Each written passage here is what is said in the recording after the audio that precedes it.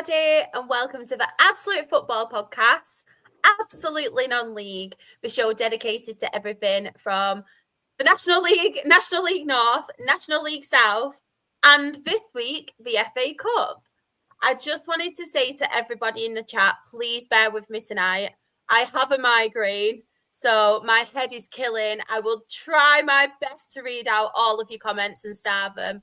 But the light is really doing me dirty today, so I'm squinting more than usual. But of course, I could not do this alone.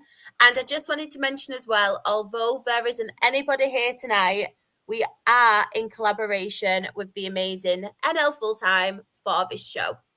But Ben, how are you? How's your Monday going so far? It's going all right, yeah. I've got the week off from work, so just basically using the time to just recharge the batteries a little bit and just catch up on a bit of sleep, to be honest. But no, enjoying the fact that we had no football weekend, because it's actually the first time in 5 weeks, I think, that we haven't lost. So I'm quite happy about that. but yeah, more good, thank you. How are you? I'm really good, thank you. Apart from this headache, I was just obviously saying off air, and I don't know if anybody in the chat has seen our socials, but we were lucky enough today, my Her Game 2 Rochdale team, to do a presentation for Jim McNulty, all the players, all the staff.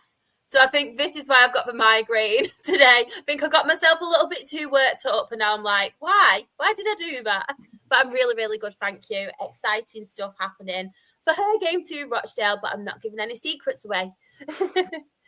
Jen, how are you, and how's your Monday going so far? Yeah, it's all right. I can't complain. Been in work, but other than that, I'm just counting down to the weekend now, as I'm going to be in London this weekend to watch the NFL, which I watched the Dublin game yesterday and it looked insane. So cannot wait to be there on Sunday. I think it's going to be a great day. I love that. Are you excited?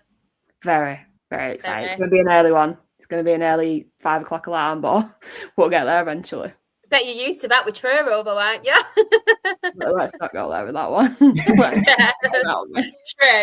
True. Lee, how are you, and how is your Monday going so far? Yes, very well, thank you. Nice win at the weekend for Worthing, so in the FA Cup, so that helped a lot. But also, yeah, just a really good Monday. And then it's back to work for me on Wednesday for the first time in a month. So, nice. Yeah, not bad at all. You're looking forward to it? No, but it would be nice. Whoever looks forward to work, I mean, really. But no, it'd be good. It'd be good to get back and see a few people work and everything. Love that. And last but not least, somebody who wasn't excited to see the FA Cup draw like me.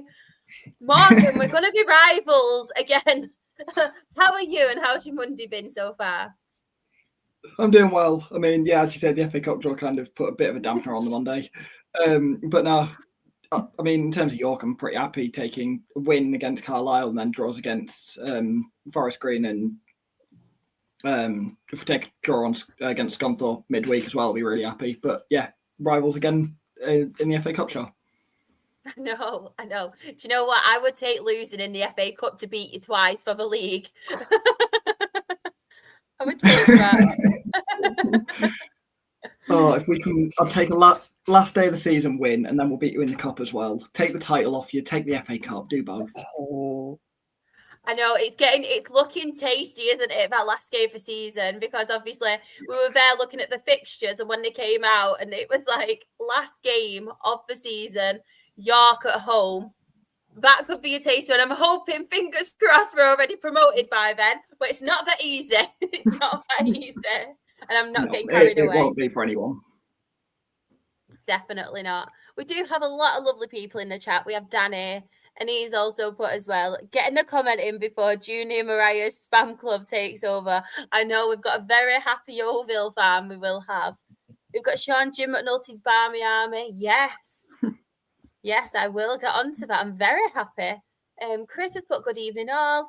Just wanted to let everybody know, if you have come in late, we will be covering both National League fixtures and also FA Cup. So get your match reports at the ready. We've got Dylan. Hi, Dylan. Hope you're okay. He's not mentioned Port Vale yet. I'm shocked. We've got Greenacres, evening all. Hello, hope you're okay. Lovely to see Cairo Mitchell scoring again, but I'm just fuming. He keeps doing it, so it ends up. I was happy with the draw, don't get me wrong, but I'm like, Cairo, as much as I love you, slow down. Aled, evening all. We've got Sean. At the moment, we have a happy Rebecca with Everton 1-0 up against West Ham. I know it's doing my fantasy team justice because I have Pickford in there. So I'd like to get Jack Grealish to score or assist, so I do have him. We love Port Vale. You do love Port Vale, Dylan. You do. You never seem to come in on a Thursday and stay for the result, though, and send your match report in. You need to do that. Saw your post, Shah. Amazing work today. Oh, thank you so much. Chris, evening to the wonderful panel. Hope you're okay, Chris. Aled, feel we dropped points on the weekend, so tender hooks with our next 2 games against Leicester and Birmingham. Like I said, everyone, please bear with me. My eyes are really sore tonight. Graham, nothing beats a live NFL experience. It is something else for sure. Oh, Jen, you'll have to send us videos. Yeah, I'm going to be excited. surviving on coffee and beer, to be honest. And I think you can drink in the stands for this one, I'm pretty sure. Yeah, I'm sure. I think it's you not can. football, so at least I won't have to hide away. Here he is as well. We are massive. Is this a way to League Two? I tell you what, this time last week, you were so doom and gloom saying your club was finished. And look what 2 games can do. We're so fickle as football fans, aren't we? We have got Luke. I'll read everyone. Got drawn to. I can't even say that. How's that been? Thank you, Ben. Or Averley, Hula Averley into the North section. Somebody might have to help out with the comments and reading tonight. I've just not got the energy, so I'll be worse than usual. Chile came on as a sub in the second half. His footwork wouldn't look out of place on Strictly. Honestly, I've said this so many times. Jilibi Abu, such a good player. Like, I have a lot of time for him. And when I saw that Forest Green had signed Jilibi Abu, I was like, he's perfect for the way Robbie Savage wants him to play. Very, very quick and very good footwork. I don't want to give him too much of a confidence boost because obviously we play Forest Green on Saturday. Don't want to be boosting up these players. They can have a good season, but just not as good as Rochdale, hopefully. Richard Dryden and Jerry Gillame, Hereford/Hemel away is great. Praying for a Hereford win against Hemel. And we won a game. I cannot believe it. I know, Luke. I know. Everything's happening.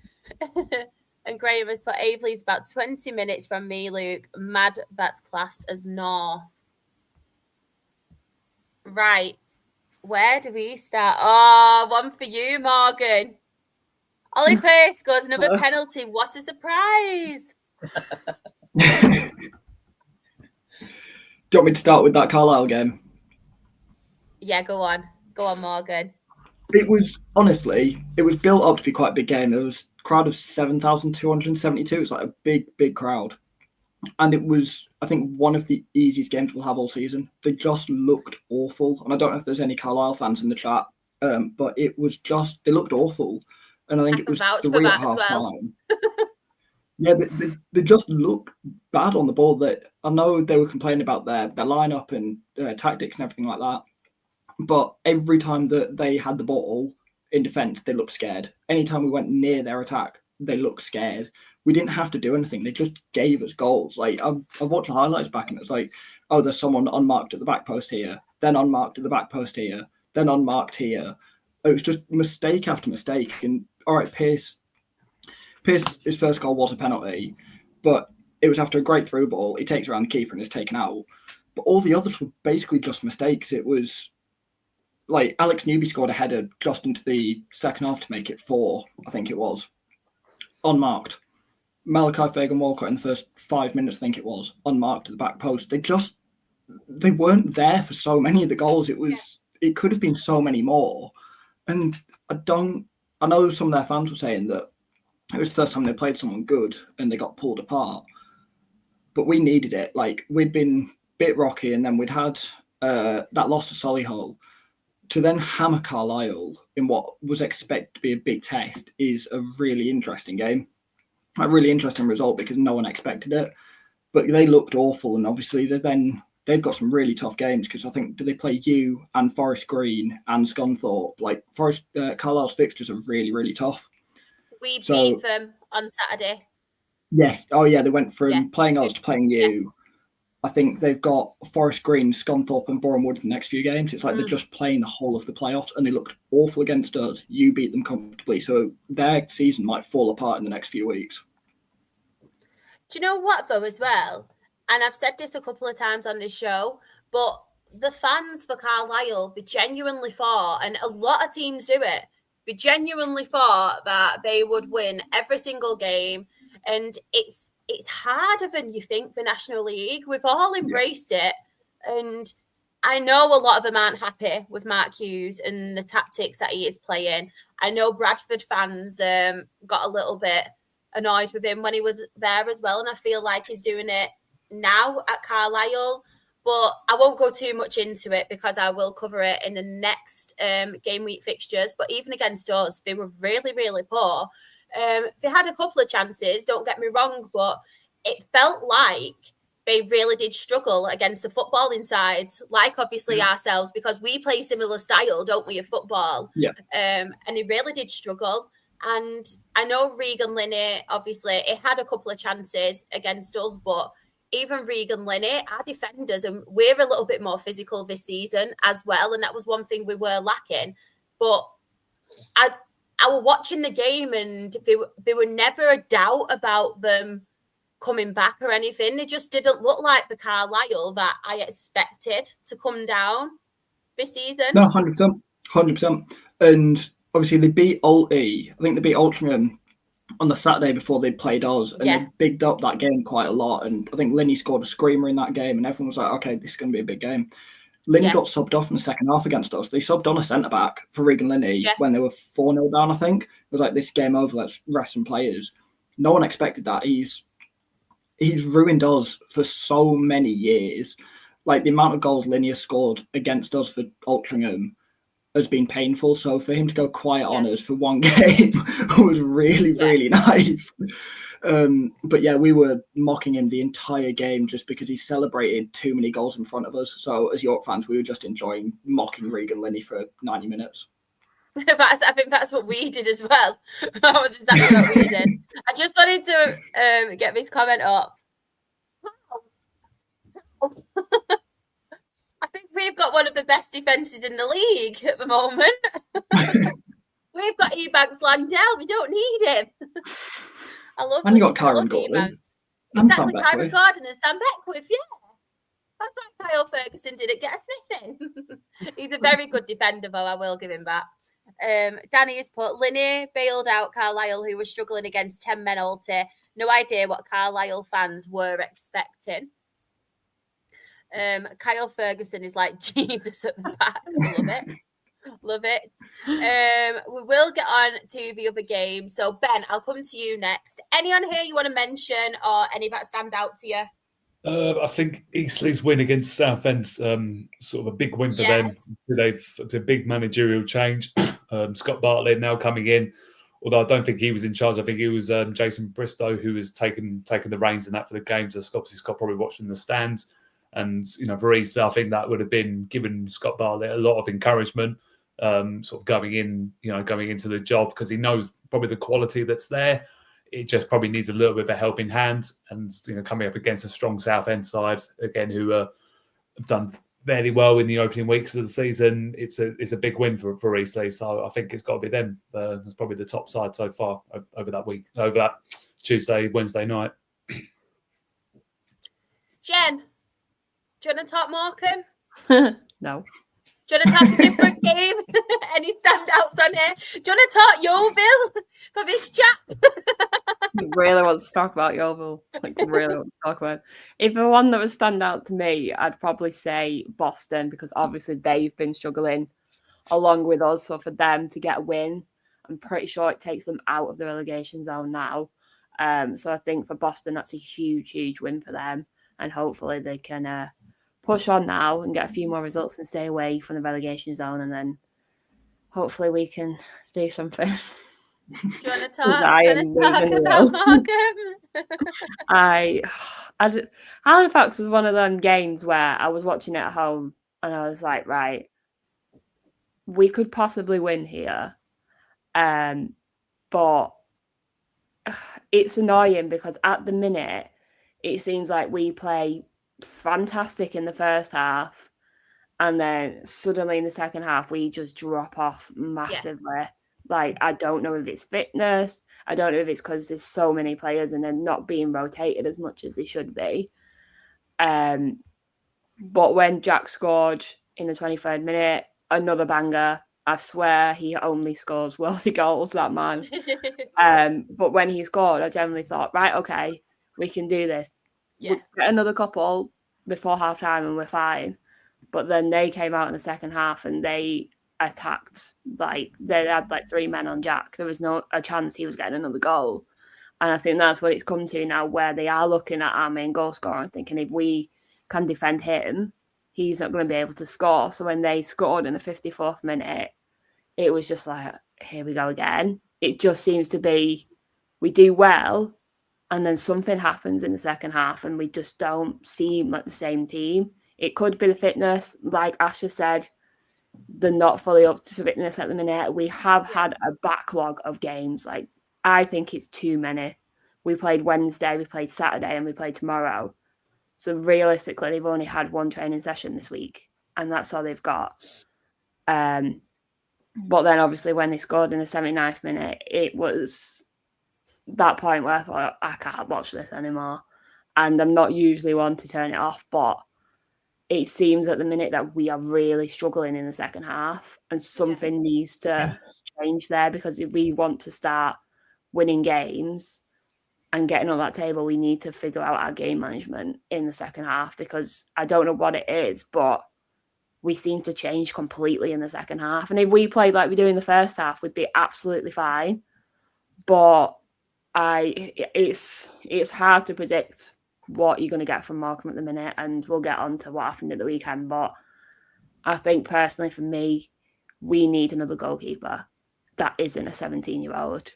And don't get me wrong, I love Harry to bits. I think he's amazing for the academy, but he is not ready for the first team, in my opinion. And Alfie actually needs competition. Alfie's out on loan. It's one of them where we need to sort the goalkeeping situation out, because that is really what's letting us down in a minute.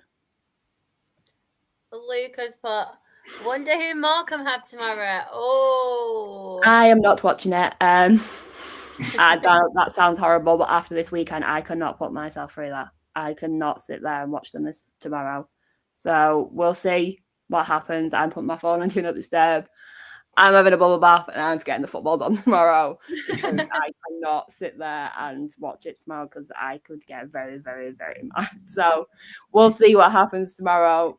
If we can win, massive, because we've got time work on Saturday.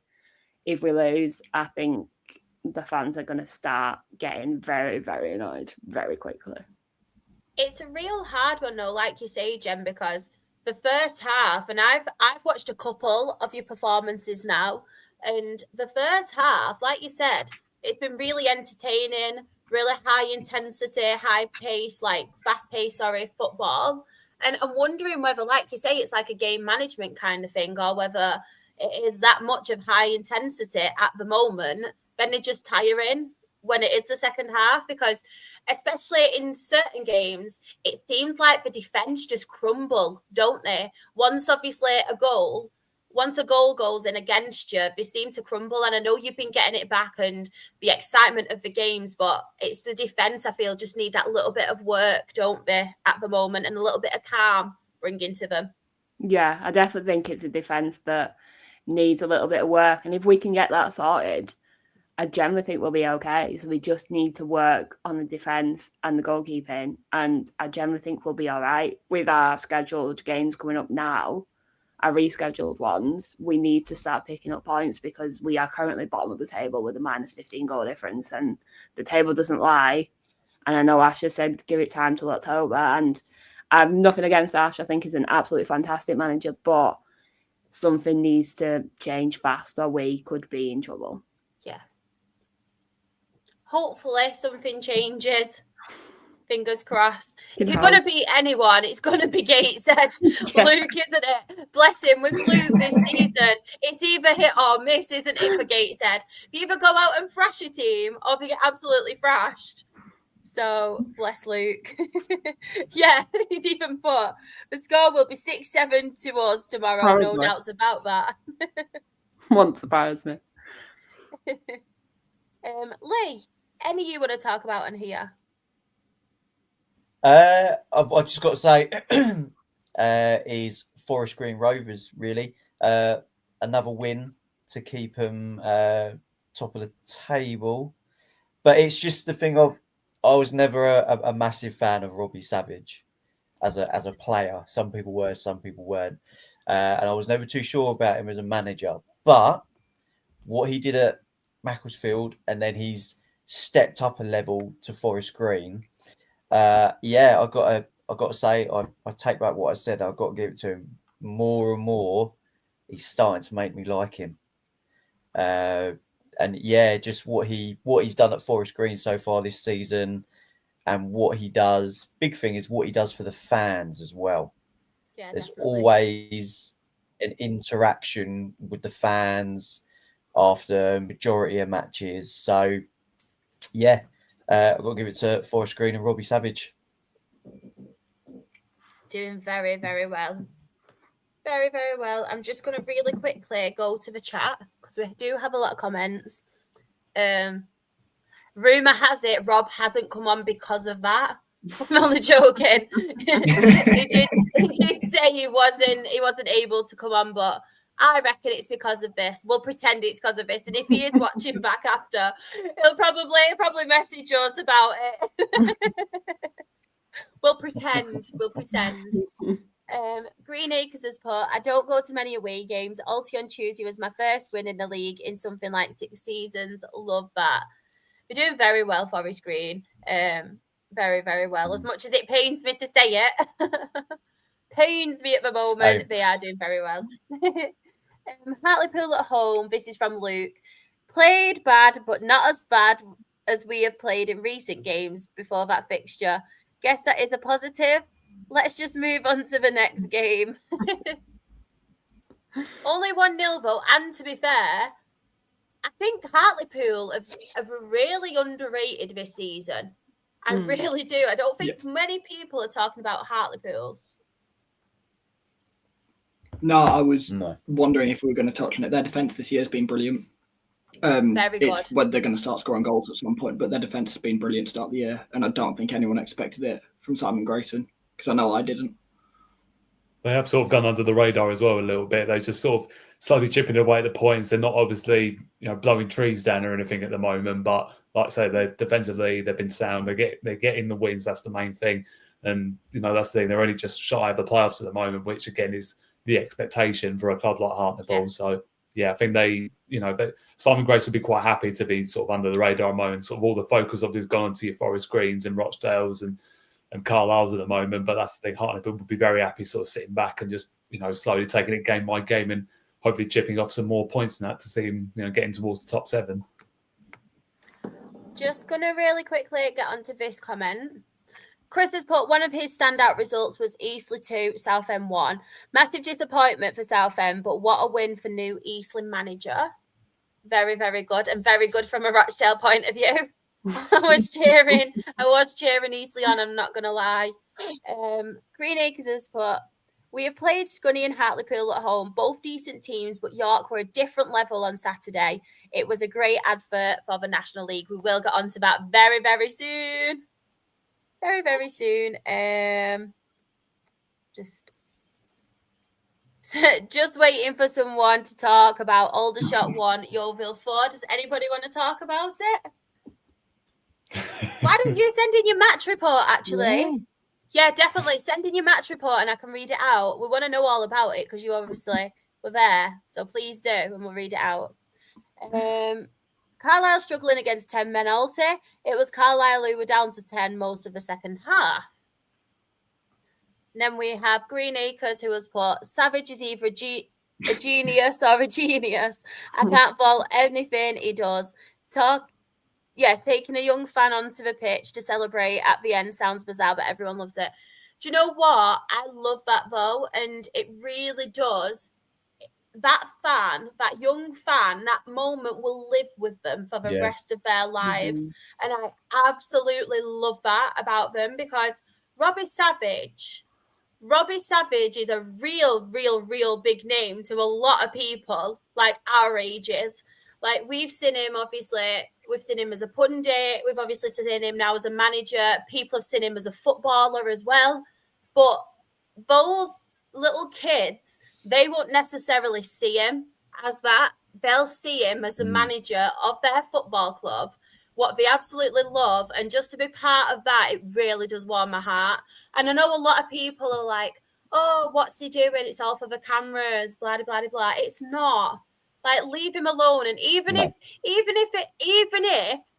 he is doing it and it is getting on the camera, it's because it's such a wholesome moment, like a really wholesome moment. And like I said, those kids, they will live with that for the rest of their lives, and it'll be like, wow, this was me, that happened to me. And I love that, honestly, because that's who you want to be having that connection with. Obviously, people our ages, but you want to be inspiring the next generation, because then they'll regularly come, and they'll come for seasons and seasons upon seasons, and they're the people you really do want to inspire.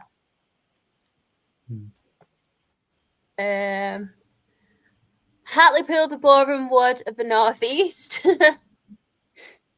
Aldershot got tickled by Tav. I cannot believe Tavon Campbell actually scored. I cannot believe that. I was shocked. I clapped the Eastleigh Boss new manager bounce. No, but it's all, Sam clapped it. That's the reason they won. Thank you, Sam. I needed that. And Yeovil versus Aldershot. Aldershot got tickled by Tab. What? That should be a newspaper headline. Tickled by Tab. Tickled by Junior and defence held strong, unlike them. Our first goal was probably the worst goal I have ever seen. Junior Mariah scoring is just regular. Oh, is he after Manny D? He's coming for Manny D and Regan Linney. Aldershot goals, 53 total goals in 12 games now is madness. I know Rob was saying that as well, wasn't he? It's very interesting. And he scored twice even. Right. Has anybody else got any games they want to talk about on this slide? No. No. We're ready for the next one. We're not, because I'm going to talk Dale. Hey. Oh, yeah. Mr. Dale. Oh, my God. He's just so preparing you for Rochdale in the EFL, that's why. Yeah, that's why. We're talking about Thursday, innit? You thought we were already League Two, didn't you? Yeah. It just completely went over my head. I'll let you off this once. So, Rochdale 4, Solihull Moors 1.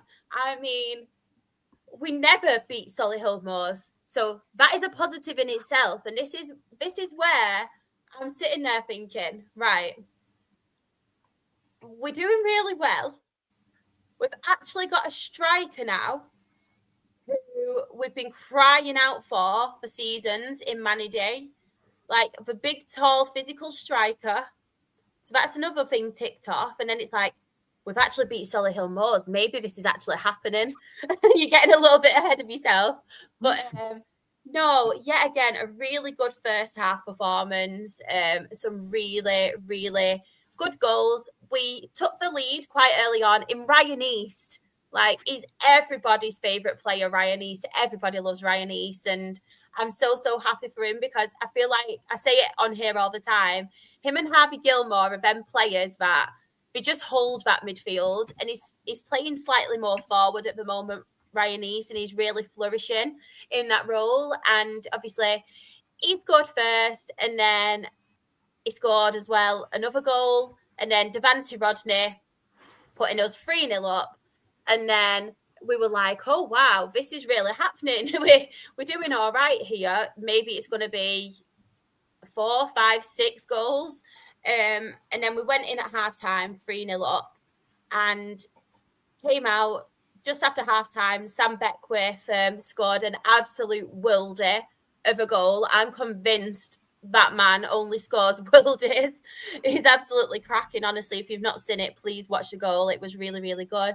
And then we kind of tailed off a bit, but I think there was a little bit of, before 4-0 up now, we can just stay like quite composed, see the game out and stuff. And we really do manage the games quite well. Obviously, Solihull did get a goal, didn't get the clean sheet, but absolutely fine. And another game where I feel like we played really, really well.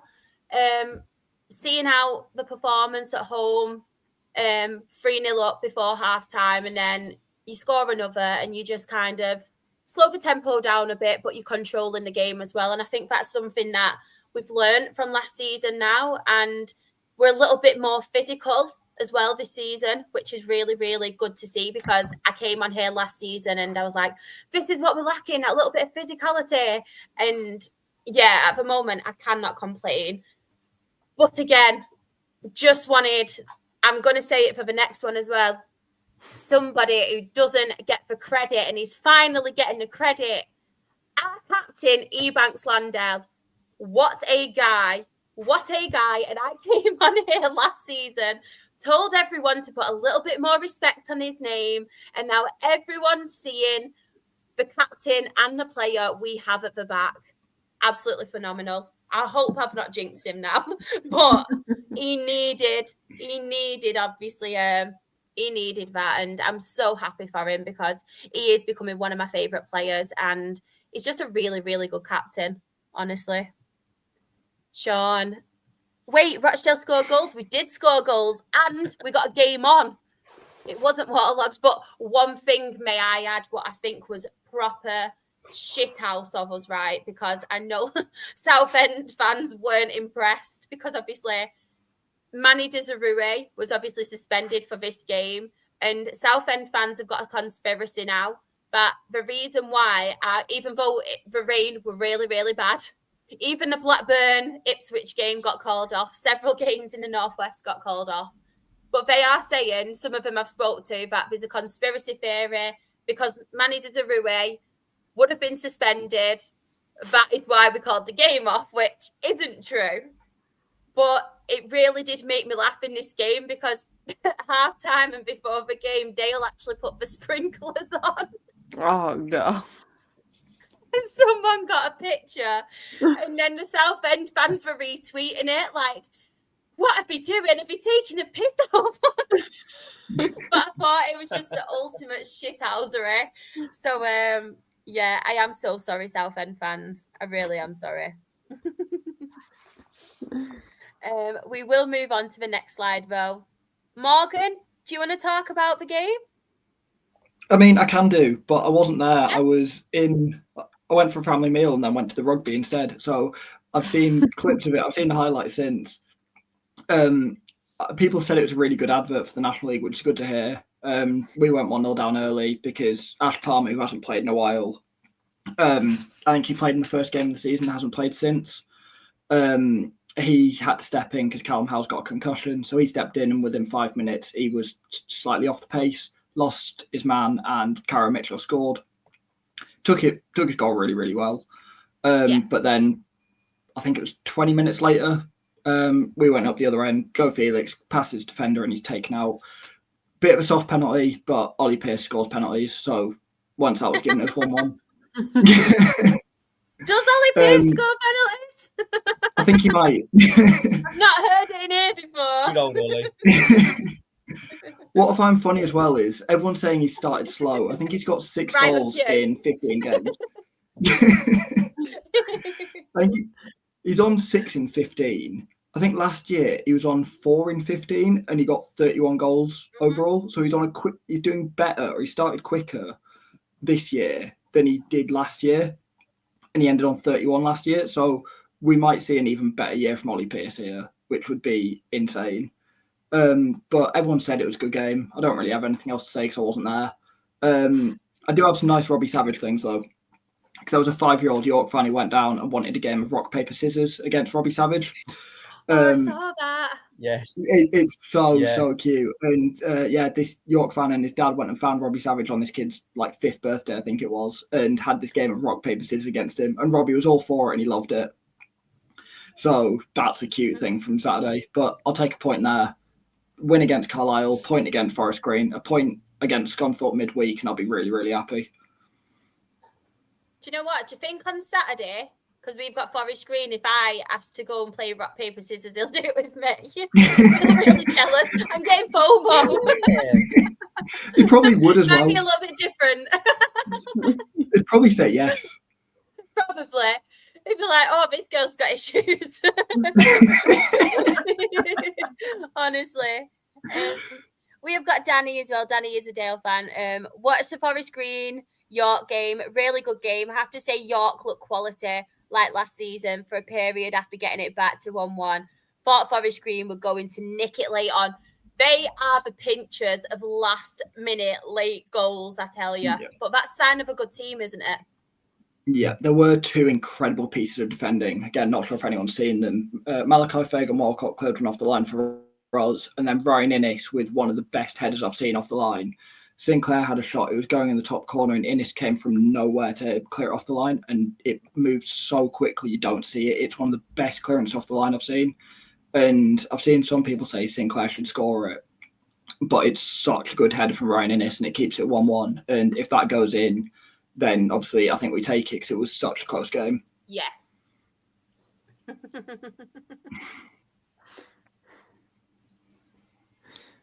Just going to quickly come to Greenacres. No complaints about the penalty, but the ref wasn't consistent. Fortunately, didn't ruin the game. It was played in really good spirits. Fair result. I was really happy with that result. So you'll be happy about it. I think Carlisle will be happy because obviously neither of us have got too far away. Like, it's kept 2 teams close. But if we draw away at Forest Green, away at Rochdale, away at anyone else that's going to finish in the top 4, Southend, we draw away there like we did. Draw away and beat these teams at home, then I'm more than happy. That's all we need to do. Greenacres has also put York definitely better in the first half. Savage made some changes at half time, and we were definitely better in the second. Jilipi Abu, the boy. As you can tell, I'm a fan. Ben, any in here you want to give a mention to? I think it's got to be Boreham Wood, actually, beating Woking, because I've only just looked. I didn't realise now they're actually unbeaten since the opening day of the season when they lost to Rochdale. So I think that's 10 games now unbeaten. And you got to look at Luke Garrard's side and think, look, this is why I put him in the playoffs, predicted at the start of the season, because I knew they could carry on that momentum. They have a strong squad. Again, another goal for Matt Rush as well. He hasn't really been sort of untried at this level before. Has never really been given a go. Even when he was at Sutton last season, another goal for himself, and that's 5 now for the season. So, yeah, Boreham Wood, like I say, have just continuing from where they should have been left off a couple of years ago when they were last in the National League before an absolute disaster of being relegated. So it's unsurprising to see where they are given the resources that they've got. But again, they've dispatched a Woking side who'd been revived a little bit in the last couple of weeks with a couple of big results. Yeah. But Boreham Wood, got to give Luke Garrett every bit of credit. They really are taking to him, and again, slowly chipping away, going towards the top of the table. Jen, do you want to talk Morecambe, or do you want me to come back to you? Or do you want to talk about another game? Feel free. Feel free. I might just pick another team at this point. No, I'm joking. Right? For anybody comes at me and saying, you didn't have a team a couple of months ago. We know. She's allowed to make jokes, everyone. Right? We know. But when you travelled 8 hours for that, I'm allowed to have an opinion, okay? But no, it was... I don't even know what to say about it because honestly, it felt like a different team. It didn't feel like Morecambe. Like, we came out and there was nothing there. And it just, you knew as soon as he came out and he wasn't fighting or scoring goals, it just seemed like, I don't know what went wrong that day, but everything went wrong. It was one of them where we knew it was one that we needed to win, but somehow we got absolutely battered. That's pretty much it. Truro were the better side, and one Morecambe fan did say that to one of my friends. He said the team that wanted to win today came and won, and it's true because we played horrific. And as someone who's travelled 8 hours to see that and watch that, we wasn't the happiest going home. Let's just put it that way. It was one of them where when the first goal went in, we were all a bit like, right, okay, here we go, kind of thing. We could probably get a couple. Jack struggled massively. I don't know if their defence just had him on tenterhooks because they know he's our top goal scorer at the minute. But they just kept coming at us, and it's one of them where I don't want to blame people, but I get Ash's style of play and I get he wants to play it out from the back, but sometimes it just doesn't work. And when it doesn't work, you need to change it, and nothing was really changed. The third goal was the one that annoys me the most because Archie had gone to pass it out from the back, missed our player, and it had gone to a Truro player, and then they'd obviously scored from it. It was frustrating to stand there and watch it. I think it got to 4-0 and I just walked off and went and got a beer because I just couldn't watch it anymore. I was like, I'm going for a drink because this is too much. But it was one of them where you kind of sit there and you think, we've got no sub-goalkeeper. Like, something needs to change. Like, either Archie needs to fix these mistakes that he's doing, or we need to look elsewhere for a goalkeeper, because if we keep going the way we are and keep making mistakes the way we are really, really going to struggle. There needs to be something tomorrow. We need to win that game tomorrow, because if we don't, it's going to be very toxic, I think, very fast. And I don't think a lot of fans will turn on Ash. They'll give him time. He hasn't been in the job long. But when you're stood there and you see your goalkeeper pass it to a Truro player, you're a bit like, right, what are you doing? Seriously? Like, I know a goalkeeper can make mistakes, but sometimes some of the mistakes are, you could easily stop that and hoof it out. You don't have to keep passing it from the back just because that's the way Ash plays. Sometimes it doesn't work. Sometimes you need to change it.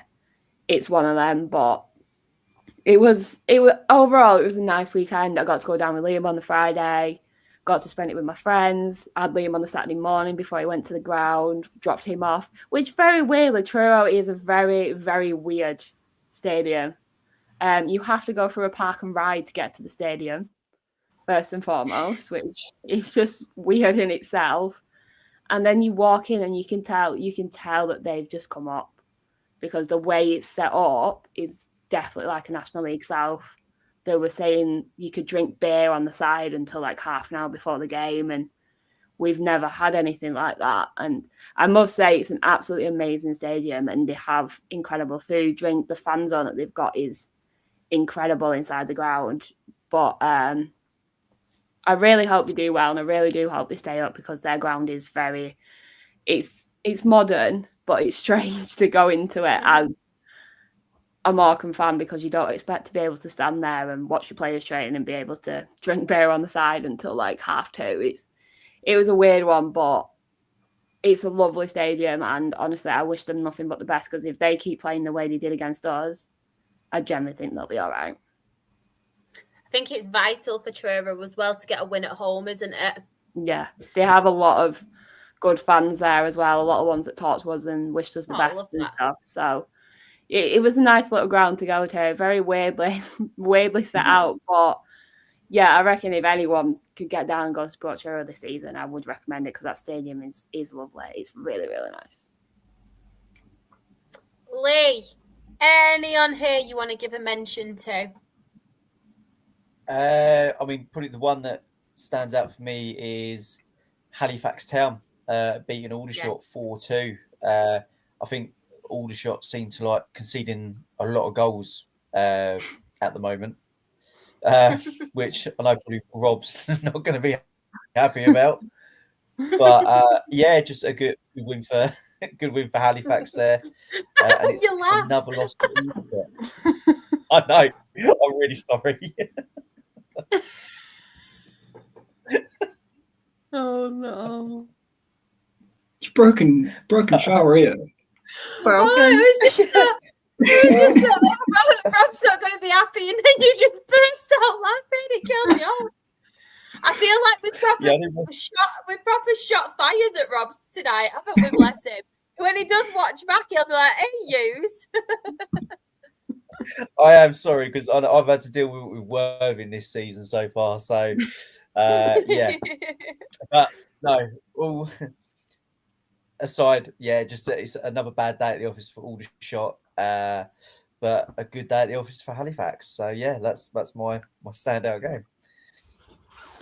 I tell you what, to be fair as well, Halifax are picking up the points now.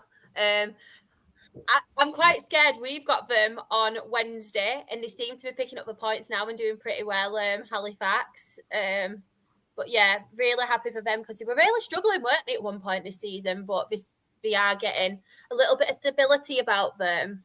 Anything on here anybody does want to talk about? I have got Luke's match report as well that I will read first, actually. Braintree away, superb performance, probably the best of the season. Should have scored a couple more. Kane Adam is my favourite. And he's put, we've got Morecambe away. Wish I was going, but I'm starting a new job on that day. Wish me luck. And we have Boston at home in the early kickoff. And then I'll be off to South Shields versus Charlie. Oh, amazing, Luke. So proud. Congratulations and best of luck at your new job. Really, I'm proud. Aw. Love that. Luke has also put shout out to Wealdstone versus Eastleigh. I appreciate that. I know. I knew you would, Luke. Knew you would. Great result for Scunthorpe. They will cause a lot of teams problems if they can last the pace of the season. They are doing very, very well, Scunthorpe, aren't they? Very well. And Southend. What's going on with Southend at the moment?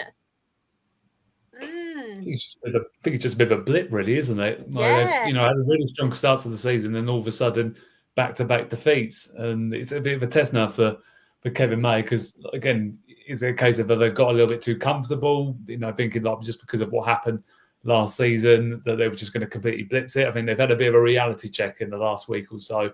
But again, like I said, they've come up against an Eastleigh side that have obviously. Got obviously new managers coming in. He's watching over players. They're looking to impress, and then you're against a Scunthorpe side who have going to carry that bit like Boreham Wood have carried on that momentum from a playoff win, and I think. But again, at home as well for Southend, which is a bit the biggest surprise because the last couple of years they've been very strong at home at Rochdale, and for Scunthorpe to go there, keep a clean sheet as well is huge for them. But yeah, no idea what's going on down there. But again, it might just be a small blip because everyone has it during the season, don't they? This might be it for him now.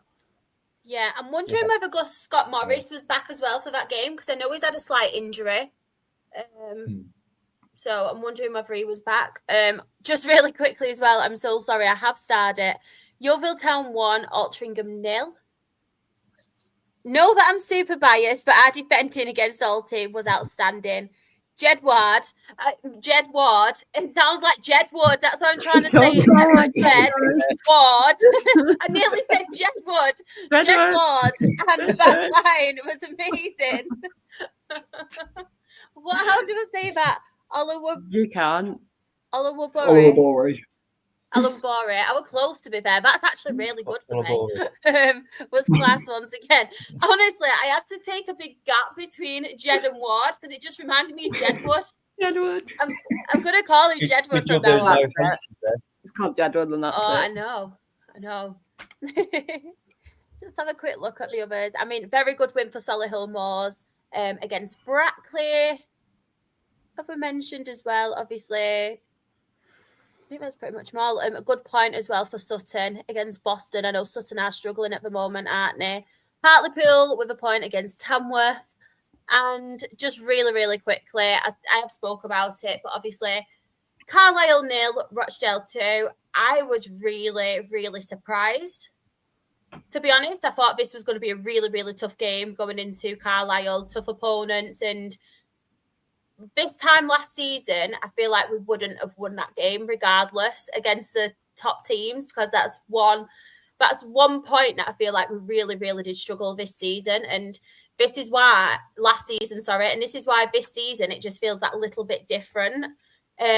We genuinely at half time could have been like 5-0 up. Conor McBride had, I think, 2 or 3 chances, which on another day he probably would have scored, but it's one of them at the end of the day, isn't it? He's been playing really, really well this season so far as well, Conor McBride, which is really, really good to see because he did get an injury last season.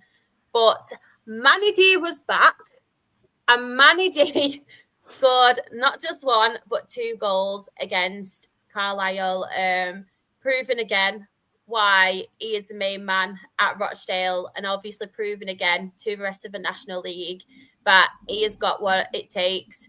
It was one of them games as well where he was obviously suspended the game before, and Regan Linney was top goal scorer, but with Manny D scoring them 2 goals, I think they are tied now at the top. I think Manny D's got an assist, but yeah, it was definitely what we needed against a Carlisle team. And Mark Hughes pretty much summed it up in his interview. He said the best team won at the end of the day.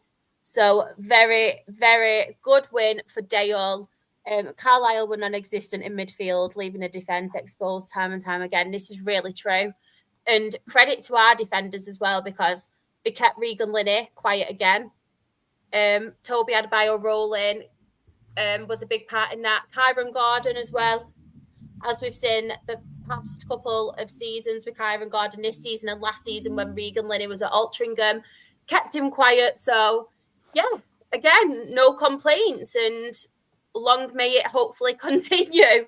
But yeah, it's been a really good month for us at Rochdale, and I'm very, very happy. But yes, the National League table. So top of the table, we have Forest Green Rovers on 28 points. Rochdale is second on 27 points. Boreham Wood are third on 24 points. Carlisle United are fourth on 23 points. Scunthorpe United are fifth on 22 points. York City are sixth on 19 points. And Southend United are seventh on 18 points. And in the relegation zone, in 21st, we have Woking on 9 points. Sutton United are 22nd on 7 points. Truro City are 23rd on 7 points.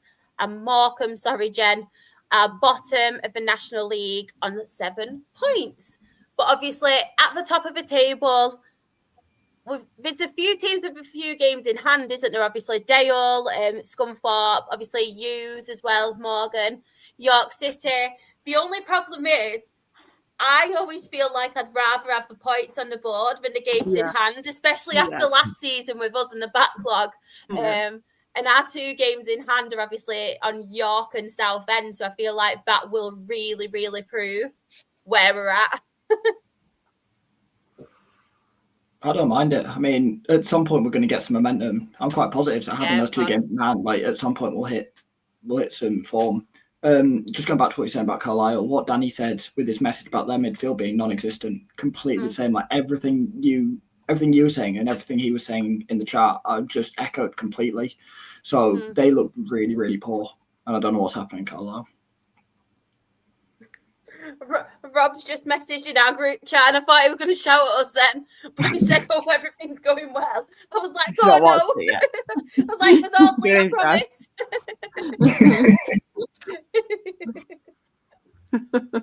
Oh, funny. Green Eggs has put our next 4 league games include Rochdale, Carlisle, and Boreham Wood. After that, we should know how good we really are. Yeah, it's a tough one because I feel like everybody is picking up points and stuff, but it's an exciting league this year. I know a lot of people said they thought it would be a little bit more open this year, but it's proving at the moment, isn't it, that there's not really a runaway. Yeah. There's a lot of very, very good teams. David has put, don't know if Rochdale have been mentioned yet, but surprised me, the 2-0 win. Can only see a Forest Green surprising Boreham Wood. Ooh. Right, FA Cup now. FA Cup. Woo. Let's get to it. So, we have got obviously some sections in here because there was a lot of FA Cup games, a lot of them. We'll start with the Enfield one now. Enfield Town 5. God, I've got hiccups. Corn 1, and a match was abandoned. Morgan, do you want to speak about this one? Yeah, I have seen it has now been given. Enfield have been given the win. It was abandoned due to it was a keeper injury. I think it might be a head injury. Not 100% sure. No. But there was another injury. It has now been given to Enfield as the win, which makes sense in a cup game because when you've got replays and already stuff being played on, I think it's Tuesday, they're doing replays. They're just running out of time. So it's good that some sense has been called in this one. But it feels like the FA, Football League and the National League all have different ways of dealing with abandoned games.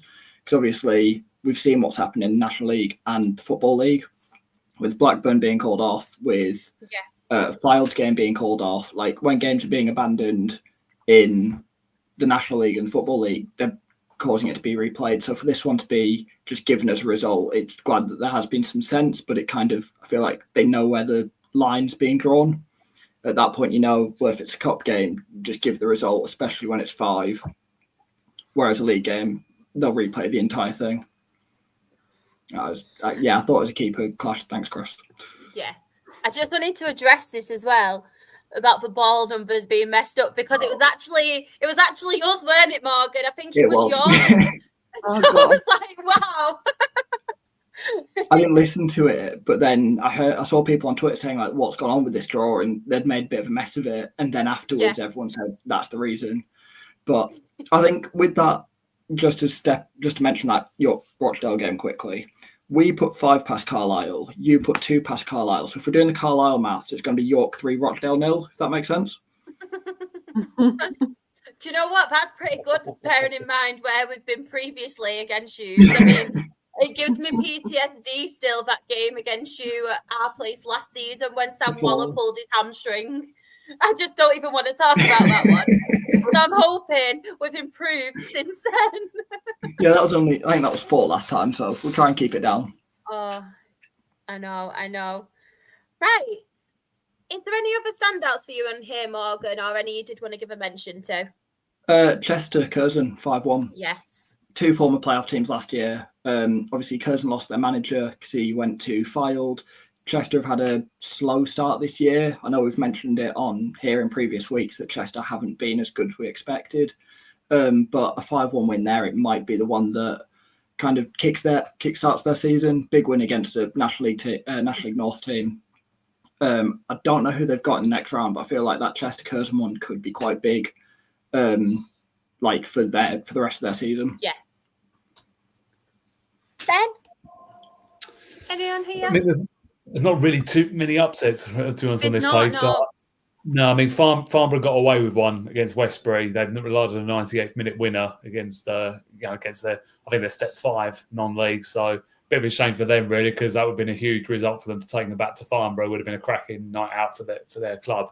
But yeah, again, that's what you got to do in the FA Cup. It's not about how you play it; it's just about getting through. And Farnborough will be delighted that they've saved themselves to 90 minutes tomorrow. So but apart from that, it's not really too many on this page, to be honest. Lee?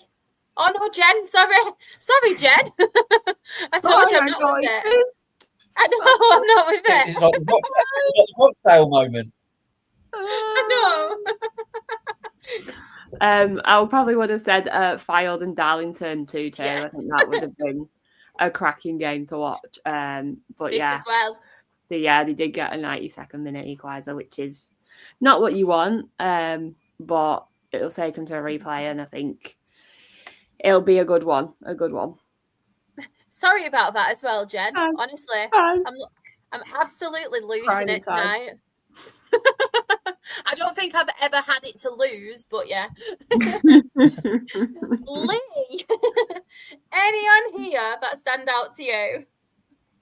A bit like with what Ben said, there wasn't many sort of shock results, but I'll go sort of Chatham 3-1 against Deal. Good win there. See him get through to the next round. But yeah, that's about it really. Let's move on to the next one. Do you know what? I'm going to do it different now. So, Lee, I'm going to start with you. Oh, Anyone here? I'd have to say, looking, Farnham 3-0 against Dorchester. Just a good win for Farnham, getting into the next round. And I don't know who they got in the draw today, though. I don't know if it's a sort of a big team for them to play, but yeah, good 3-0 win for them through to the next round. And to be fair, they're not that far from where I live, so I might have to go to it. Oh, yes. Get vlogging. Yeah. And no one needs to see them, David. No one wants to see my ugly mush. Jen, anyone here?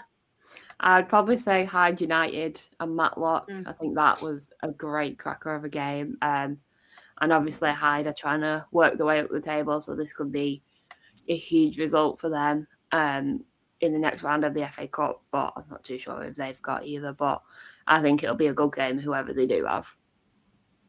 Ben?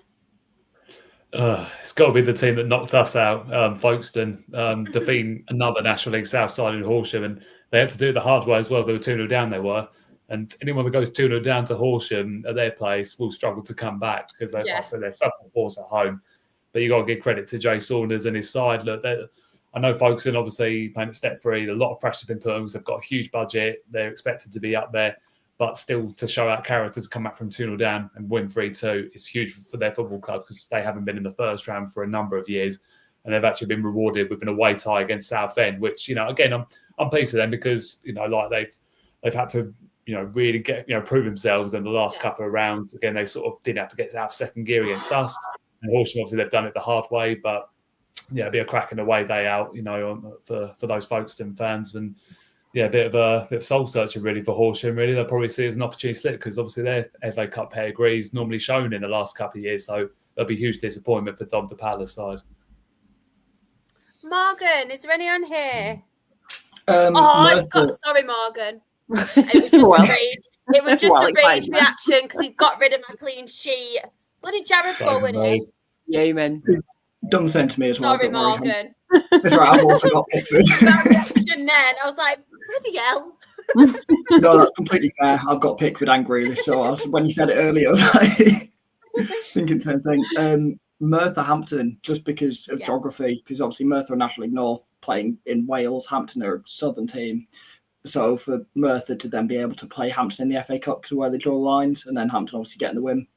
It's just weird little geography one, just to mention, not even footballing reason, but a nice little 1-0 win for Hampton to get through to the next round. Honestly, that's really tipped me over the edge. Yeah, I need either Grealish, Paqueta or Pickford to score. Go and redeem yourself, Pickford. Go for a corner and edit in. How funny if he brings Grealish off now. I know. I know. If he brings Grealish off. I've got Paqueta as well, and I just checked if he got an assist, and it hasn't. Fuming. Bet you all know I'm fuming as well. I will very quickly, before I ask you, I know sometimes my reaction, oh my God, I'm so sorry. I've not read the match reports. So Steve has put Bedford away, did it the hard way, being 1-0 down and down to 10 after 25 minutes. Struggled to create it in the first half, but outclassed them second half, as expected, since they are step 4. I'm so sorry. I highlighted it and then I forgot to bloody read it. It's all this Pickford thing, getting rid of his clean sheet. It's all too much. I can handle a presentation in front of the Rochdale players, but when the keeper concedes in fantasy football, I'm a broken woman. Chris has put Chadderton at home, FA Cup. First half was very frustrating with Chadderton sitting back a lot, but second half the Moons got the Moors. The Moons. Oh, I'm not out for this. My migraine, honestly. I'm so sorry. If anybody has just come in, I'm not always like, well, I am always like this, just not as bad. I've got a migraine. I'm struggling. Right. The Moors got their scoring. The The Moors got their scoring underway with Mr. Spennymoor. Glenn Taylor, yes. Getting the first goal. We love Glenn Taylor. I'm so sorry, Chris, for butchering this, by the way. Then Katia Kiate, on loan from Barrow, scoring the first goal in his Spenisher, and Ollie Dyson sealed our progress into the next round. Oh, man. I do apologise, everyone, today. I'm having a Western supermare, literally. Sorry, Sharon Morgan. No worries. Thanks, Chris. Thank you. Malden and Tiptree, the only step four side in the FA Cup left. I know, what an achievement for them. Very, very good. David, good win for Hampton. Oh, where do I come to? Ben, I'll come to you first. Any standouts on here, or just any you want to give a mention to?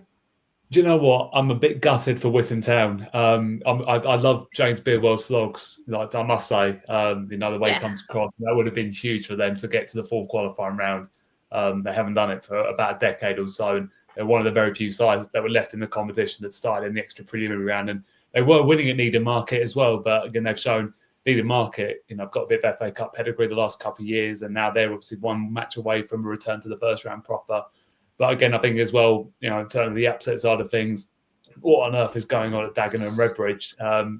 Losing 2-1 to Spalding. And I think they've made a few changes and put a young keeper in goal, and he conceded, to be fair, it was a cracking free kick. I think it was the first or second goal. There was me hoping that they're going to keep Lee Bradbury on, because obviously we've got to go there this weekend. But we know what's going to happen. We're probably going to lose there anyway. But yeah, for Dagenham, I think that really hit them hard though, and obviously their fans will probably feel like this is a new low now for the club. And again, it goes that same. But where do they go from here? Because that's probably one of their worst results in their recent history, to be honest with Dagenham. But again, you got credit to Spalding. That's a massive scout for them, and then they can start dreaming now of they're looking to head towards the first round proper. But again, they've got one more big match to go. Jen? I'd probably say South Shields and Charlie. That's a massive result for South Shields to get through to the next round. So I think they're doing very, very well this season. So it'd be nice to see them get a nice FA Cup run as well. Morgan? Just looking down at Salisbury Dorking, I think stands out with how they're both doing this year, how they did last year. Salisbury barely stayed up. Dorking, obviously, we all love Mark White. We know how they did last year. Mm-hmm. Dorking obviously struggled this year, but without Mark White in the dugout because of his suspension, whereas Salisbury continued to struggle. So 1-1 draw there. I don't think either team wants that. When they're both struggling and not really doing as they'd want to, another game and a replay is just not what either team wants. So it's just it stands out because it's Mark White. We love him, but it's just not what either team wants. So they'll kind of, I don't know how that game's going to go. If one team's going to put out a weaker team, rotate a little bit, try and rest some players for the league and just get out of the cup, just because the league's always going to be number one priority. But yeah, that one for me. Lee? I mean, I'd have to say Eastbourne, with the season they're having, for them to get a win in the FA Cup just gives their fans a little bit of an uplift, and maybe a little bit of a mini cup run, just to build the spirits of the fans and the players, and then hopefully that then moves on to the league and they start doing a little bit better in the league of where they are now. But yeah, Eastbourne winning 2-1 probably stand out for me. We'll move on to the next one because I feel like the other games are pretty much like what you'd expect. Obviously, Western-super-Mare getting a win. Kingsland obviously getting a win. So I feel like they're what we expected. So I'm going to come to you first, Lee. Talk to us about Worthing. 3-0 win. I know. In a way, kind of expected it from the last round. When we won 5-0 against Jersey Bulls. And then, to win 3-0 away in the Cup is always nice. And, hopefully we can win the next round. But it's going to be a very, very tough game because it is a Mr. Robbie Savage side, Forest Green Rovers. Oh. So yeah, it's not going to be an easy game, not one little bit. So I mean, if we can, we're at home as well, which is good. So if we can nick a 1-0 win, I'd be very happy with that. And I probably think the fans and the players would be happy with that as well. And just get us into the next round. But yeah, 3-0 against Wimborne. Take that anytime, any day. I'm so sorry for the smirk, right? We have a family head-to-head fantasy football, and I'm playing my sister Amy, her husband, and he's just dropped in. He must have seen my raging about Jordan Pickford. He's coming in taunting me. I'll kick you out, Fleck. I don't think it's doing very well, to be fair. I'm hoping for a late winner from one of my players, but I don't see that happening very soon. Anybody want to talk about any of the games on here? I think Whitstable Town have got a bit of mention. I know Luke mentioned about Malden Tiptree being the last step 4, but Whitstable Town are the last step 5 club left in the FA Cup, and I'm really pleased with Jamie Coyle, obviously an ex-player of Maidstone. They won the FA Vase at Wembley last year. They've started the league fairly well, and I think this is the first time in their history they've ever reached the 4th qualifying round. And beating a side from 2 divisions higher is huge for them. And they've got a bit of experience in that side as well. I think the second goal came from Joe Healy, who's for maybe supporters of National League clubs, is known as a veteran in the National League when he was at Welling. Scored one of the best goals I think I've ever seen at that level. When he scored against Grimsby Town. If you've never seen it, go and type in Grimsby v Welling, a Joe Healy goal, because he somehow managed to chest it down, take over the defender, and hit it into the top corner from about 6 yards out. It was an amazing goal. But I'm really pleased for them, and I think that they've got to prove themselves now. And again, they'll go out to a final. I can't remember for the life of me who they've got now in the next round, but they'll certainly. I think it's I think they're going to Wildstone actually. So that's a huge. Yeah, so it's a massive task for them. That they're 4 divisions above them. And it's away from home as well. But look, they'll go into it with no fear. And I don't think many people would have put them down to win the FA Vase last year. And now it's going to the last qualifying round of the FA Cup, and then you're 1 round away from potentially a massive away day out. That will give them every bit of motivation that they need. And I really hope they do it, because I've got a lot of time for Whitstable and Jamie Coyle. So yeah, that's got to be the standout, and probably one of the if not the standout result of the 3rd qualifying round. Definitely. On here as well, obviously, we have Chippenham. They won 2-0, and obviously St Albans getting a win against Woodford Town. But yes, that is the end. That is the end. Do you know what? It's been a really quick one to say. We've actually had quite a lot to cover. But thank you so much to everybody in the chat, and thank you to you all for joining me tonight. Morgan, where can everybody find you on the socials and any amazing work that you are doing? So you can find me on Twitter at _Morgan_Bruce, and you can find my match previews in York Press online and in the paper ahead of every game. I'm just looking in the chat, and I'm hoping Greenacres that Robbie Savage takes the FA Cup really seriously, so he doesn't take the league seriously. But I completely agree that the league is number 1. I'm hoping not, but I'm pretty sure it will be. Ben, where can everybody find you? You can find me on Ben Stones FC1 on Twitter, and I will just give a quick shout out. And if anyone can do, like say a lot of people a favour. I tweeted about something the other day about we saw the horrific death of Billy Viger, of Chichester City, and obviously there's a petition going on at the moment to try and get the FA to really review about obviously the brick walls around the ground. I know an independent review's going on, but if everyone could sign that, that'd be absolutely brilliant, because it should never have happened. And again, like I say, condolences go out to his family and friends, because obviously I haven't been on a podcast since then, and it really did hurt me seeing that. So if anyone can pop by on that petition, that'd be much appreciated. Please definitely do. And if anybody was wondering as well why we didn't do a tribute on this one, we did actually do one on Thursday's lower league show as soon as the news broke as well. But honestly, incredibly devastating news for everybody. So please, please, please, if you can, go and do that. Jen, where can everybody find you? So you can find me on TikTok, Twitter, Instagram. It's all JenHunt _ on there.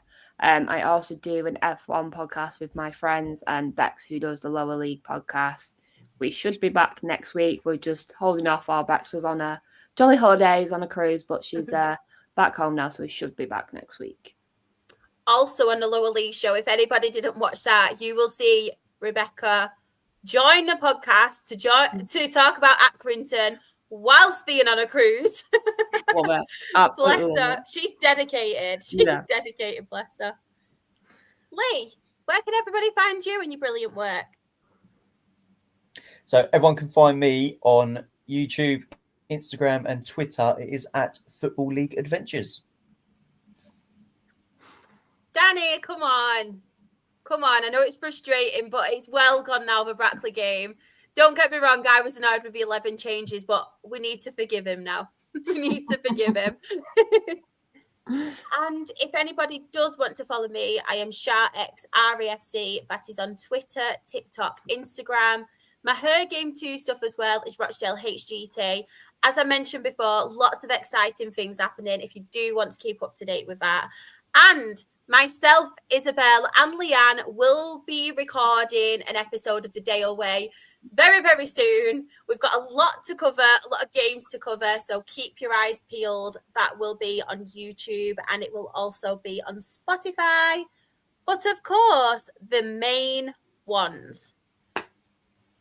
We have Absolute Football Podcast and we did win Best New Content Creator at the FCAs last year. Just wanted to address as well, thank you so much to everybody who has nominated us. We have been shortlisted, this show and our collaboration with NL Fulltime in Best in Non-League and also Best Content Creator. So if anybody does want to vote, if anybody does like our work, then that would be amazing. But there's some amazing content creators involved. So go and check it out and vote for your favourites. We are live on a Monday, Tuesday, Wednesday and Thursday, all at 8:30. You can check us out, Absolutely Non-League Show on a Monday, as I mentioned before, in collaboration with NL Fulltime. We cover National League North, National League South. Sam and the Premier League team are back tomorrow with everything Premier League show. Go and check him out in the show. Honestly, it's brilliant.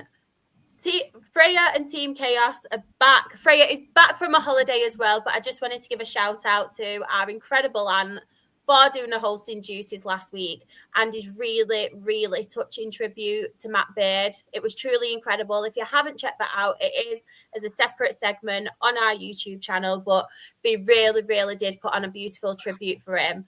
They talk all things WSL and WSL2. And of course, I am back. Hopefully not with a headache this time. And no fantasy Premier League dramas on a Thursday with all things Lower League, where we cover the Championship, League One and League Two. On Twitter, we are Absolute Ball Pod. YouTube and Twitch, we are Absolute Football Podcast. TikTok, Absolute Football Pod. Instagram, Absolute Football Podcast _ Blue Sky, Absolute Football. And Facebook, the Absolute Football Podcast. Sam has given away a spoiler. All 9 Premier League games to cover tomorrow. No games at Brentford happen. Bless you. Bless you. Or a penalty miss from Fernandez. I know. Sorry, I know. Sam. Do you know what I found crazy about that, though? How they managed to make a substitution, before the penalty. I thought that was crazy. I really, really did. But yes, we are on at 8:30 on all of them live shows. You can become a YouTube member as well. You get special perks like emojis, and you also get Meet the Team interviews as well if you do become a member. And you can check out our amazing Women in Football series. It's going from strength to strength. And this week it was the amazing Beth Lindop, who is ESPN Liverpool correspondent for them. And what a great guest she was. And we have a very exciting one on Sunday coming out. Myself and Ben recorded it. Again, we're not giving any spoilers away to anyone. It's a top secret. but please keep your eyes peeled for that one. Hope you all have a lovely week. There's lots of football midweek as well and the weekend. Hope all of your teams win, apart from the ones I don't want to win, of course. But have a lovely week and ta-ta for now. Bye, everyone.